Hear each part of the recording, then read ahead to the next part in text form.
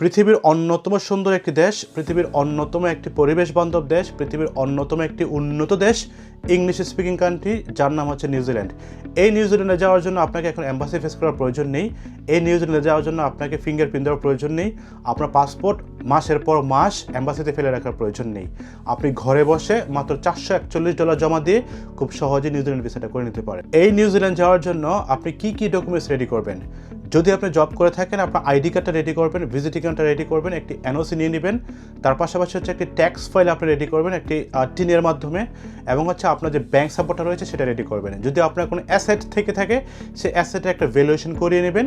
তার পাশাপাশি যদি আপনি কোথাও ভ্রমণ করে থাকেন, সেই ভ্রমণের একটা প্রুফ রেখে দেবেন, যেটা হচ্ছে পাসপোর্টটাকে স্ক্যান করে আপনার কাছে রেখে দেবেন। তার পাশাপাশি নিউজিল্যান্ড থেকে কিছু পেপারস আপনাকে নিয়ে আসতে হবে।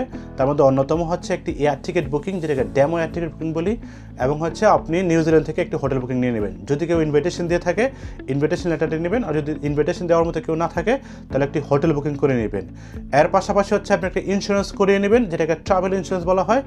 সেইটা করে সবগুলি রেডি করে একটি কাভার লেটার লিখে, সে কাভার লেটার সহকারে আপনি নিউজিল্যান্ডের ওয়েবসাইটে আপলোড করে দেবেন, যেটা হচ্ছে গভর্নমেন্টের ওয়েবসাইট। এবং সেই ওয়েবসাইটে আপলোড করার জন্য আপনাকে একটি অ্যাকাউন্ট খুলতে হবে, যেটার নাম হচ্ছে রিয়েলমি।